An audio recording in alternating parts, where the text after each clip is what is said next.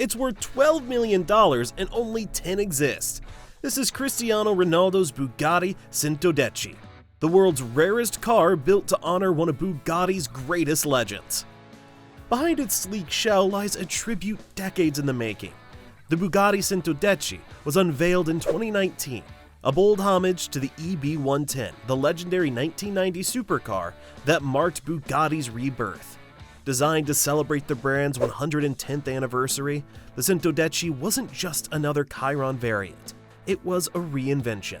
Bugatti's engineers kept the same 8.0-liter W16 foundation, but rebuilt nearly 90% of the body from scratch, sharper, leaner, and visually inspired by the EB110's geometric aggression.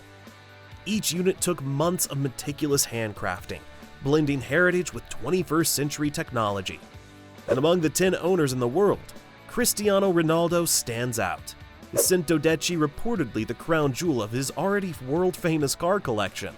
It's more than a collector's piece. It's Bugatti's way of linking its modern hypercar empire to the mechanical audacity of its past.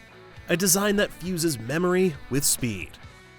But what truly justifies its $12 million price lies beneath the surface. At first glance, the Centodieci is unmistakably Bugatti. But study its lines and you'll notice a deliberate departure from the Chiron's flowing elegance. The Centodieci channels the sharp geometric aesthetic of the 1991 EB110, the very car that revived Bugatti after decades of silence. Every surface is sculpted for function. A low, aggressive front end, 5 circular side intakes, and a dramatically shortened tail for better airflow balance. The body is made entirely from carbon fiber, so it is much lighter, stronger, and it's shaped with obsessive precision. Weight reduction became an art form here, over 20 kilograms shaved off compared to the Chiron, despite new panels and structural reinforcements. Even the headlights are slim, laser cut into fascia to minimize drag.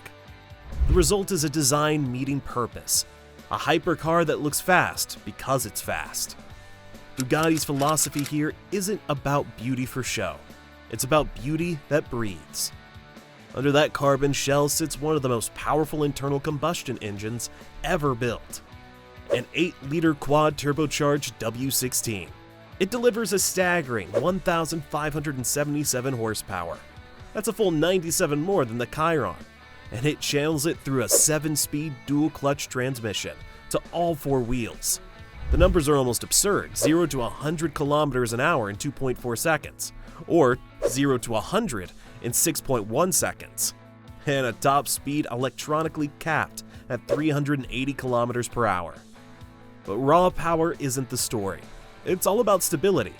Bugatti reworked the ECU mapping, turbo calibration, and gearbox ratios to create a more immediate throttle response. The Centodieci feels sharper, more aggressive, tuned for track-level agility rather than long-distance luxury. Each exhaust note was even tuned to resonate differently, giving it a mechanical growl that's deeper and angrier than the Chiron's refined tone. This is the closest Bugatti has come to a race car since the Veyron Supersport. The Centodieci's most radical changes are invisible until you study its airflow. The intake layout, 5 circular holes behind the door, is a modern interpretation of the EB110's iconic design. But beyond nostalgia, they channel massive air volumes directly into the W16's 4 turbos, cutting thermal load during sustained high-speed runs. The rear is where Bugatti's engineers went all in. The open mesh structure replaces the Chiron's broad haunches, reducing drag and improving downforce distribution. A fixed rear wing, rather than a retractable one, increases stability at high speeds. Every vent, every cut in the body exists for a purpose, to manage heat, grip, and balance. Even the rear lights double as a cooling structure, embedded in a 3-dimensional honeycomb that vents hot air. Its design reduced to pure function, an art of efficiency. Inside, the Centodieci rejects flashiness for focus. The cabin is almost minimalist, echoing Bugatti's philosophy that performance should never be distracted by luxury. Yet every element screams craftsmanship: hand-stitched leather, anodized aluminum controls, and a fully digital cluster wrapped in carbon weave. Each of the 10 Centodiecis was customized to its owner's preferences. And while Ronaldo's exact configuration isn't public, it's known that he favored a monochrome aesthetic, sleek, dark, and performance-oriented. The seats are designed for a perfect driving posture, the steering wheel stripped of clutter, and the stitching aligned within fractions of a millimeter. This isn't luxury for comfort, but it's luxury for control. Every detail feels engineered to provide a cockpit that is built for precision driving at 300 kilometers per hour. This Centodieci owned by Ronaldo was one of the only 10 Centodiecis that were ever built.